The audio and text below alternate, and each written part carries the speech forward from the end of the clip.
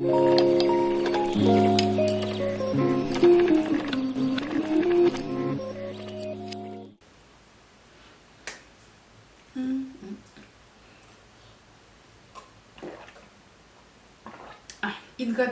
faite. On va enlever les lunettes, sinon vous allez voir tous les reflets. Et puis voilà. Donc coucou tout le monde, bienvenue sur ma chaîne. Moi c'est François. J'espère que tu vas bien en ce confinement, jour ou semaine, je ne sais pas combien. Là c'est mon jour de repos et je vais enfin tourner cette vidéo. Si vous savez, quand j'ai commandé la palette, vous allez vous foutre de ma gueule encore une fois. Donc tu l'as sûrement vu dans le titre. Oui, j'ai acheté la collection, en tout cas la collaboration entre The Doll Beauty et Sephora Collection, qui a fait beaucoup parler, un peu dans le mauvais sens. C'est beaucoup dommage.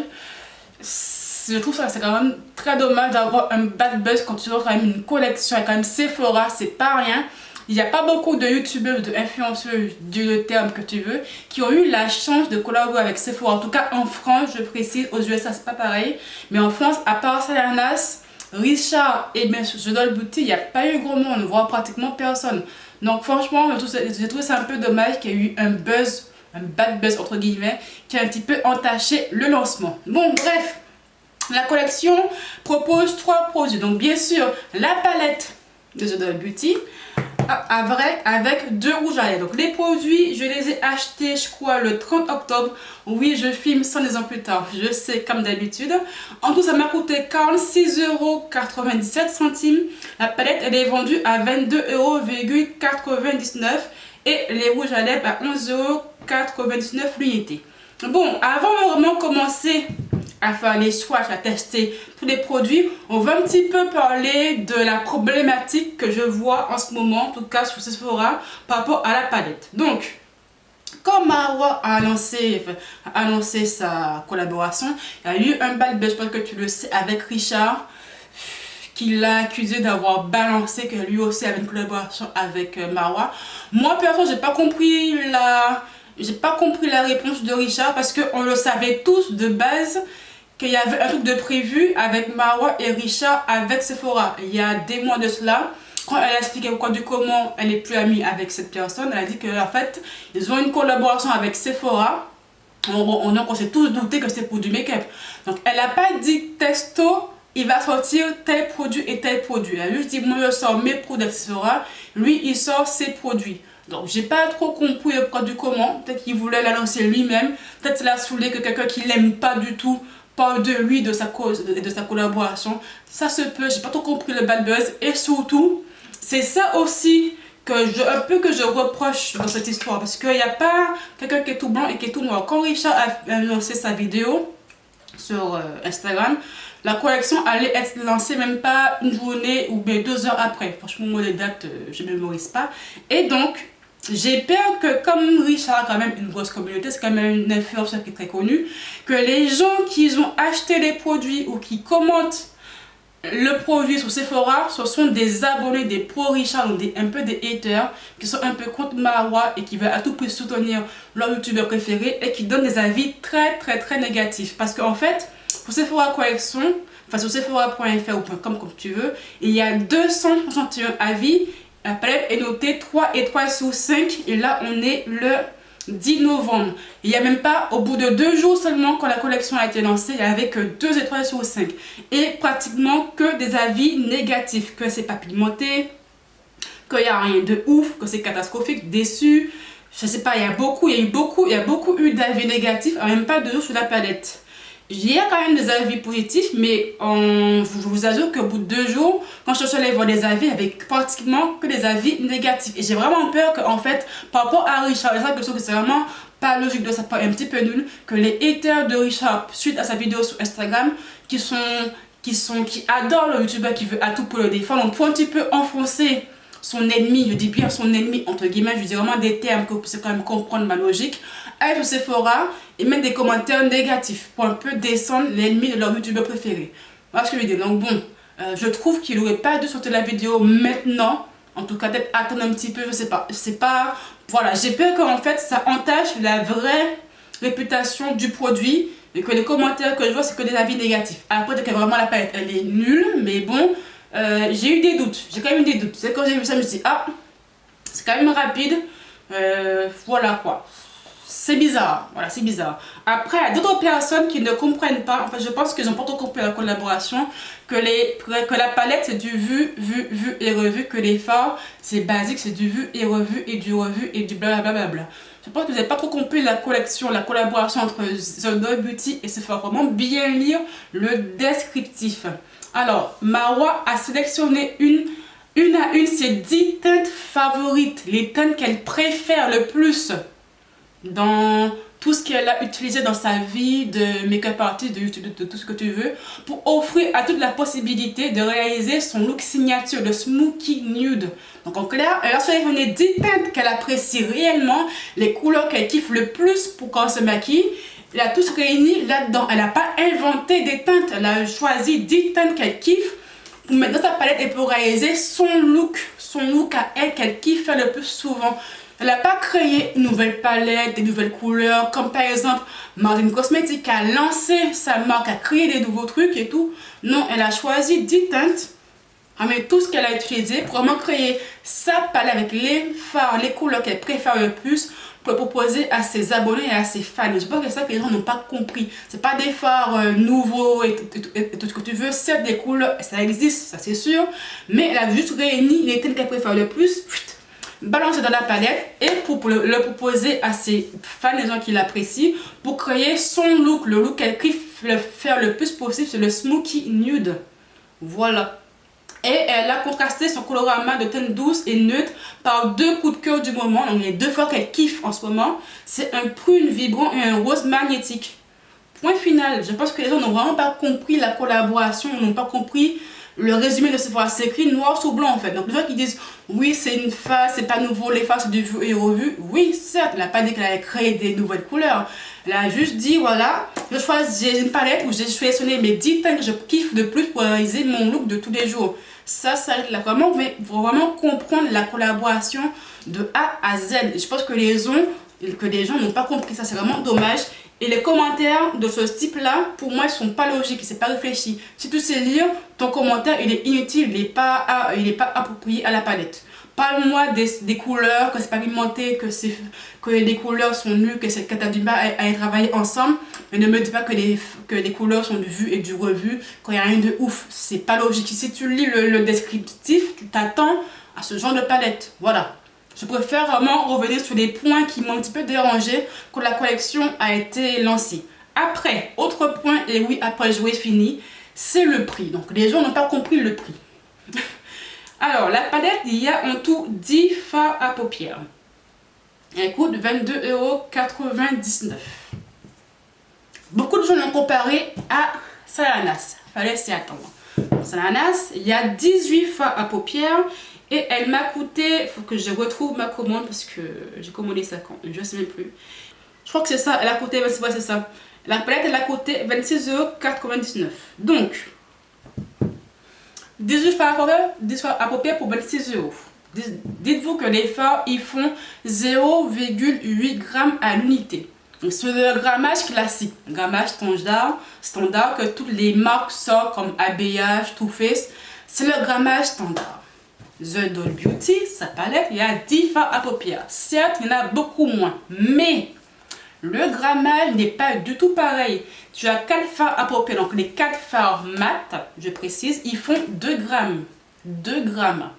Les 6 autres fards lumineux, ils font 1,8 g. Donc, il y a beaucoup plus de fards dans un godet que dans une palette classique comme Salanas Assorti qui font 0,8 g, qui n'est pas un préjugé, qui n'est pas négatif, c'est un grammage standard. Mais elle a choisi, comme c'est vraiment ses fards préférés, de mettre beaucoup plus de matière dans sa palette. Donc les fards mat font 2 g, les fards lumineux font 1,8 g, donc il y a beaucoup plus niveau quantité de grammage de fard. Pas de quantité niveau couleur et de colorimétrie, mais de quantité de grammage de fard. Comme mes palettes, Natasha Denona, elle coûte très cher. J'en ai une. Celle-ci, c'est la Sunrise palette. Elle coûte 69 €. Et il y a 15 fards à paupières dedans. Mais les fards font 1,28 g. J'ai calculé à peu près. Donc il y a vraiment beaucoup de grammage de fard dedans. C'est normal Quand une palette, il y a beaucoup de grammage, quand les godets sont beaucoup plus gros, donc la palette coûte beaucoup plus cher. Et encore, je trouve que pour 2 grammes et 1,8 grammes, pour moins de, qui coûte 22 €, pour moi c'est pas cher du tout. Parce que comme c'est une collection de Sephora, les codes promo passent dessus. Donc tu peux encore l'avoir encore moins cher limite. Donc j'ai pas compris les gens par rapport au prix. Certes le prix peut choquer, que pour 10 fards, tu as que pour 22 €, tu as que 10 fards. Mais tu as par exemple Maeva Beauty, quand je n'ai pas lettre où tu as 6 fards et elle la vend 36 balles quoi. Donc bon, je pense qu'on peut arrêter des polémiques un petit peu débiles. Il n'y a pas grand monde qui a un petit peu tiqué sur le prix, j'ai l'impression. Mais là, tout le monde lui a sauté dessus par rapport au prix. Mais dites-vous que les godets, il y a beaucoup de grammage de fard dedans en fait. Plus le fard et plus le godet du fard est gros, donc plus il y a de grammage de fard, plus la palette coûte cher. Et encore, elle coûte que 22 €. 22 €, c'est rien. Certes, on peut être un peu déçu qu'il n'y a que 10 fards européens, je peux le comprendre. Tu peux être bloqué niveau make-up, ça je peux le comprendre. Mais le prix est justifié par rapport au grammage du fard et par rapport au packaging qui est un miroir, ça coûte toujours plus cher les packs avec miroir. Donc c'est comme ça. Voilà, il faut quand même comprendre comment est fait la palette avant de critiquer. Voilà, je vais vous faire préciser. Au moins, je dis tous les points qui m'ont un petit peu dérangé sur la sortie et que pour moi, qu'ils ont entaché bêtement la sortie de la collection qui est quand même pour moi une belle réussite pour elle. Moi, j'aime bien les vidéos de chez Marwa, c'est une youtubeuse que moi j'adore, sa vibe, attitude, ses vidéos. Certes, soit on l'aime pas, mais ça sert à rien de l'attaquer gratuitement et pour moi bêtement sur des trucs alors que pour moi c'est simple à comprendre et que c'est logique. Après, je précise, je ne suis pas une pro Marwa ou une pro Richard, j'adore les deux. Donc ne venez pas m'attaquer en commentaire pour me dire oh, laissez-moi tranquille dans mon coin.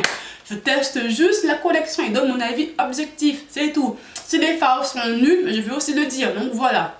Donc, enfin, le crash test, parce que j'ai bavardé. Peut-être boire un petit peu d'eau avant parce que j'ai trop parlé. Bon, le petit bébé, il y a bien sûr 10 fards européens dedans avec le petit miroir qui est juste ici. Et le packaging, c'est un peu un rose bébé. Donc, je suis pas très fan du rose, mais moi, ça me dérange pas plus que ça. Où tu as écrit The Doll Beauty ici et The Doll Beauty juste ici. Donc, tu as 4 fards mat et 6 fards irisés. Donc, moi, perso, j'aurais aimé qu'il y ait un peu plus de fards mat. Moi, je kiffe les fards mat. Je peux avoir 10 millions de palettes où il n'y a que des fards mat dedans. Moi, ça me choque pas, ça me dérange pas. Après, c'est des goûts différents. Mais au moins, il y en a 4. Et dans les 4, non, 1, 2, 3, 4, 5, 6. J'ai dit une connerie. C'était 6 fards mat et 4 fards irisés.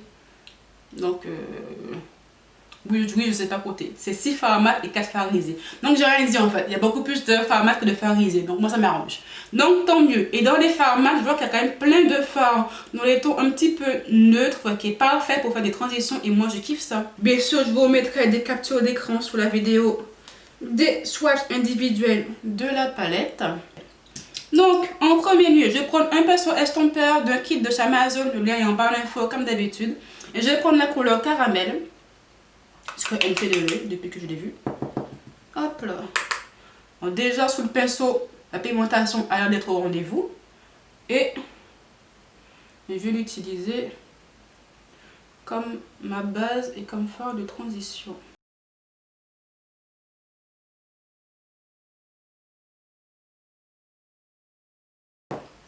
Hop, je prends un autre pinceau estompeur de chez Morphe, le M200.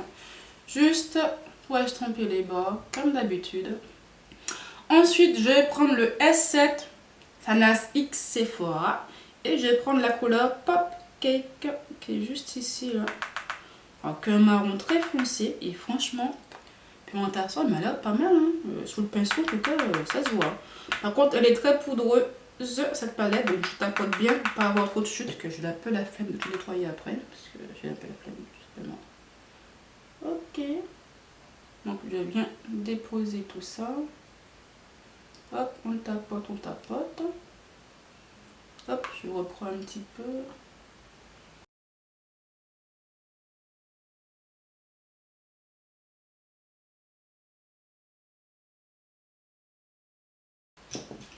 Hop, je vais prendre un tout petit pinceau, le S13.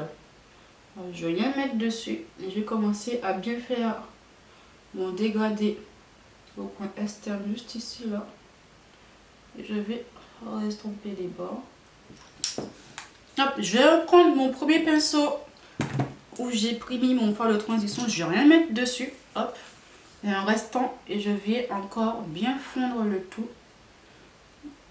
Estomper tout ça, pas qu'il y ait de démarcation, comme à mon habitude.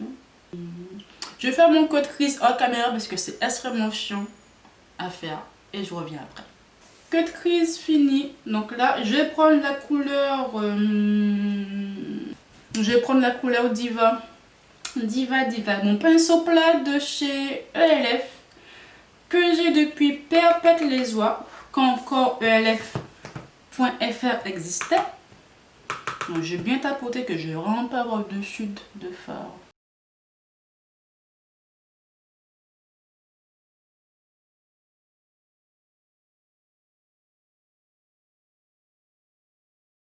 Hop, petit pinceau tout sur la nasse. Hop, pour faire les petits coins, sinon je n'y arrive pas. Voilà, mais là c'est bien.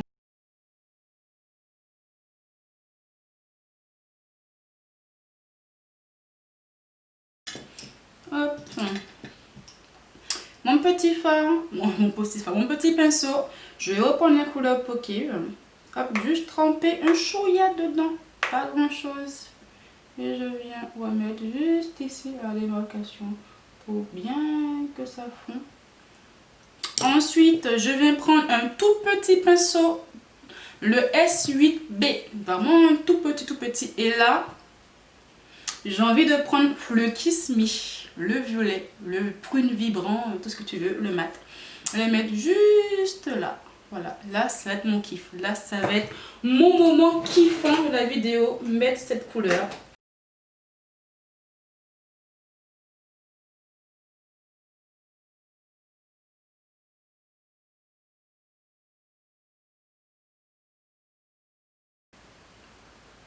Hop, je vais prendre un petit pinceau boule pour estomper tout ça.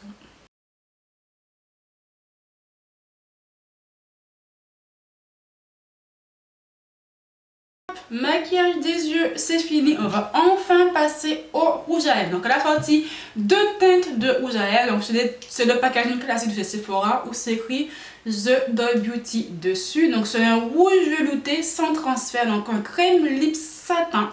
Dommage, c'est pas mal que moi je kiffe le rouge à lèvres MAC. Mais bon, on va faire avec. Et il y a la couleur Oopsie, celle-ci, et il y a la couleur Love YouTube. Donc les gens ont dit que ce ne sont pas des teintes révolutionnaires. Donc ça, je peux un peu comprendre la critique. Ce sont des teintes vues et revues. Mais comme après, c'est vraiment ces teintes préférées qu'elle a voulu sortir. Donc je pense que moi, j'ai compris ça comme ça. Qu'elle a voulu sortir, montrer les teintes qu'elle kiffait le plus. Et c'est ces deux teintes-là. Donc je pense que... le Oopsie était un peu trop clair pour moi. Enfin, je sais pas, c'est quel genre de couleur? Un petit rose bébé. C'est un vrai bordeaux. Je pense que le rouge va pas aller ensemble. Je vais mettre le rose bébé. Hop, un contour rapide parce que n'est pas taillé en train d'abîmer mes lèvres là. Je vous jure. Hop. Donc, voyons voir. Donc, c'est un embout mousse classique. C'est vraiment les packaging de Sephora. Donc, il n'y a rien d'exceptionnel avec. Ça m'a l'air de m'aller plutôt bien. Vous en pensez quoi? Moi ça va, j'aime bien la couleur. C'est juste dommage qu'il soit pas mat. Alors niveau couvrance, je vais remettre une autre couche juste ici là. Parce que je crois qu'ils sont mat hein. Là c'est complètement sec en fait. Non ils sont mat. Dommage que c'est pas écrit sur le package, parce que moi je vois écrit rouge velouté sans transfert. Ok, ça doit avoir un fini mat alors c'est parfait. Quand le fait j'ai rien dit, ça m'arrange. J'ai mon fini mat, mais par contre la pigmentation de celui-ci, en tout cas de Oopsie, je peux dire que ça soit opaque hein. Donc le bas de mes lèvres ça va, mais le haut, on voit encore à travers, donc ça me dérange un peu. Bon, enfin fini ce crash test. Donc, verdict final, je pense que tu as compris. Très surpris, parce que quand tu lis les commentaires sur Sephora, en tout cas, La palette n'est pas pigmentée, enfin les fards sont nullissimes, ça se travaille pas ensemble. Il n'y a pas de pigmentation, je pense que tu le vois par toi-même. La pigmentation est au rendez-vous, je suis désolée, moi qui ai une peau métisse à plus foncée, c'est quand même le bon type de peau pour dire que oui ou non quand une palette est pigmentée ou pas. Et franchement, elle est au rendez-vous. La pigmentation est là. J'ai pas eu trop de chute d'effet mat.